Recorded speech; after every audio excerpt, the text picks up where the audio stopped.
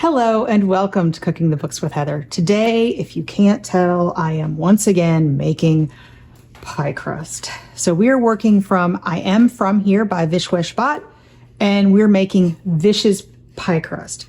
We're doing this for a different recipe in this book. So this goes with a tomato pie recipe, which we might have to try later on this season, but interestingly, it's served with ice cream, so it seems like it's a sweet pie, which is kind of odd for me for tomatoes. But anyway, that's not what we're making today.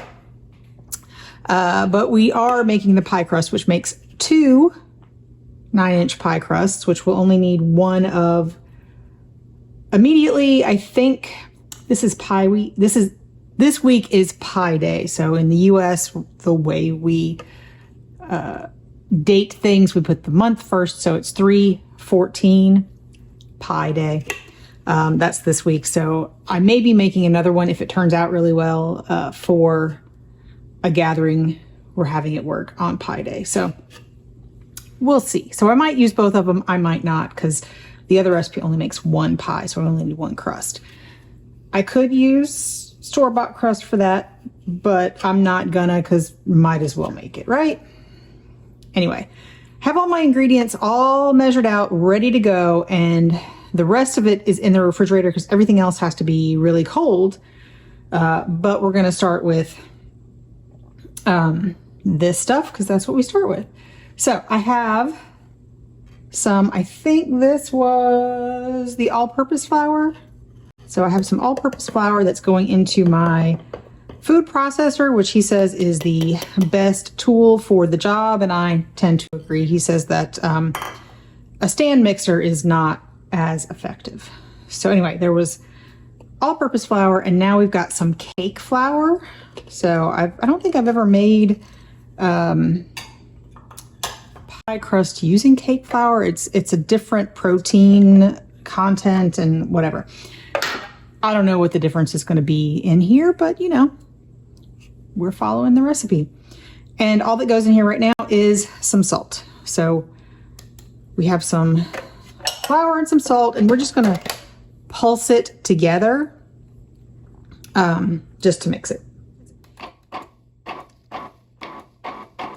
right, good enough. And so now I need, so this is unsalted butter, and I'm using lard. You could also use vegetable shortening, but they both are supposed to be very cold. He says to dice the butter. He doesn't necessarily say to dice the shortening or lard, but I went ahead and did that because why not? I was dicing the butter anyway, and that'll just give it a place to start where it won't be just one big block. And we're going to pulse it until it resembles coarsely ground cornmeal and no large pieces of butter or lard are visible. So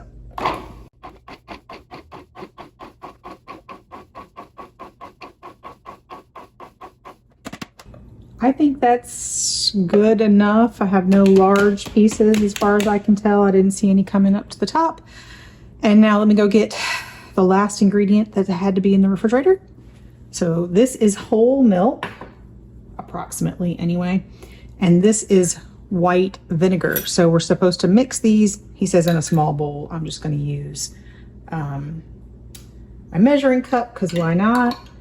And I put more in the bowl than I needed. But now we are supposed to, so this is basically making sort of buttermilk. So I guess you could probably use buttermilk instead. Anyway, and now I'm supposed to sprinkle it evenly over the top. So instead of pouring, I'm just going to use my spoon, which is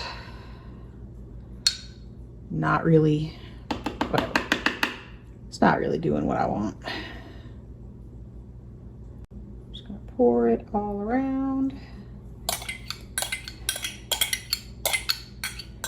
Here we go. And once again, we're going to pulse it until it begins to form a ball, and hopefully it will.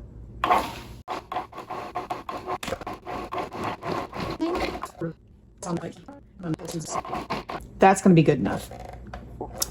So we are done with this stuff. I'm going to make some room.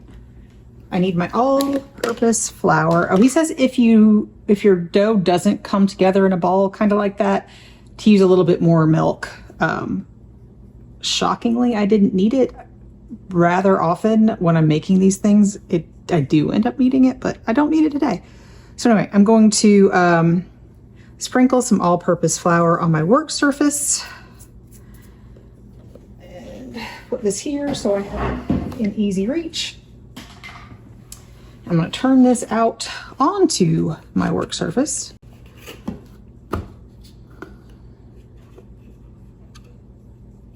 And it hasn't fully come together yet, but it will. I can definitely tell that there is enough moisture in there. Good. Now the goal is to sort of combine it into a ball and then divide it into two pieces, because we're making two separate crusts. All right, so I'm going to divide it roughly into half. We don't want to overwork this. Sure. Put all the rest of these bits in here. And the goal is to make this sort of a 6-inch disc, which we will then wrap in plastic wrap and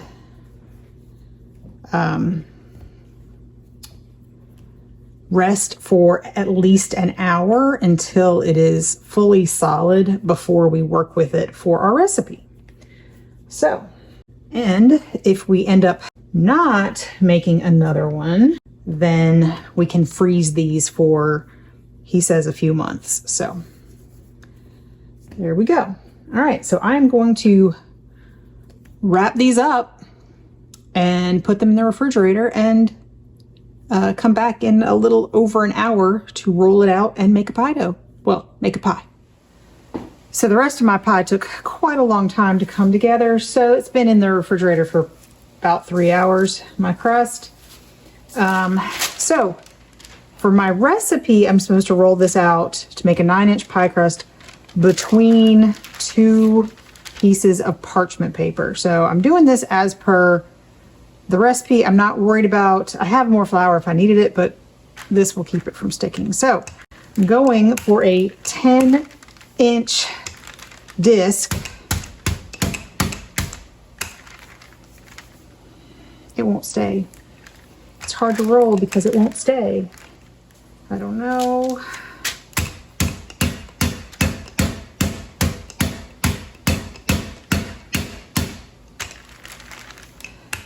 I think once I get started, I'll be okay. The good thing about using the parchment, though, is that I have like a measurement, because these are about 11 inches, I think, wide. So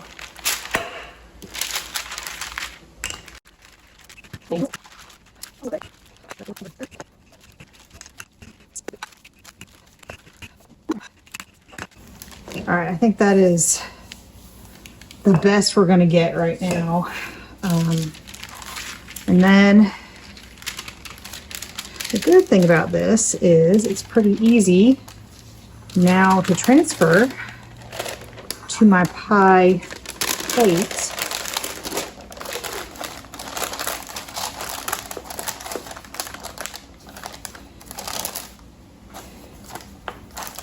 It seems to be about as good as I'm going to get. Pretty good.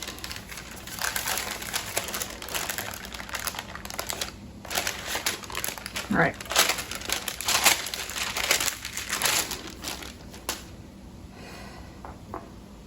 All right. There are no instructions as to how to deal with sort of the excess or to dock it or to crimp it or anything. So I'm just going to do kind of my usual, I guess. I'm going to cut a little bit.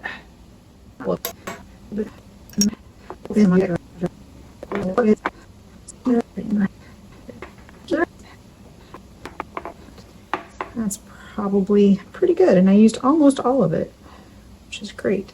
Trying to make sure it's pressed into the edges. And then I usually just sort of pinch it a little bit like that. It's not super professional, but it gives it a little bit of a fluted edge.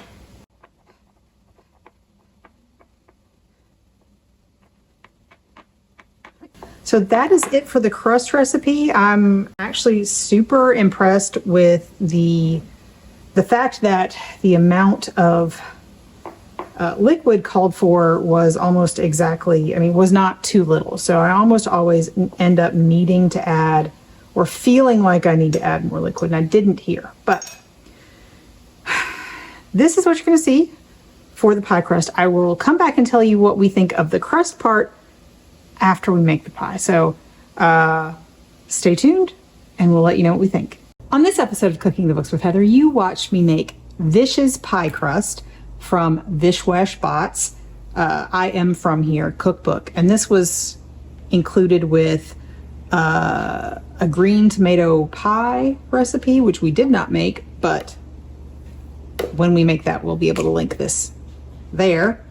So this made 2 pie crusts, and I think it was sized very well. I think it was actually one of the easiest pie crusts that I've made myself, and it was one of the few that I've made where the amount of liquid seemed correct for me in my location and my flour. So often I feel like I end up having to add like way more water or whatever liquid it calls for just to get it to be not really powdery. And I didn't need to do that here. It came together pretty quickly. I really like using the food processor for this. It used both lard and butter, which I like for flavor. It was really flaky. It baked up pretty nice. My husband said he did not like it. I think my lard was particularly flavorful. It sometimes lard tastes a little bit more like pork than others, and this is not a lard. It's a different lard than I've had before, a different brand, and I felt like I could smell that it had lard in it, which was interesting because often you just can't tell. It ends up with a different look. It's usually sort of extra flaky. It makes really good pie crust, but usually you can't taste that. I think maybe that was what he didn't like about it. But we do quite often use lard in pie crust, so we just hadn't used this particular brand before, so maybe that's the problem. But I thought it turned out pretty well, and I don't like making pie crust, and this one was fine for me, so I'm good with that. Yeah, and it came together just like it should. It rolled out pretty nicely, and I'm happy with it. So I will link any of the pie recipes that we make at the end of this video using this crust, and I hope you try it out and let me know what you think. If you enjoyed watching me make this, please give me a thumbs up, hit the subscribe button, share it with your friends, and come back and watch me make something else next week.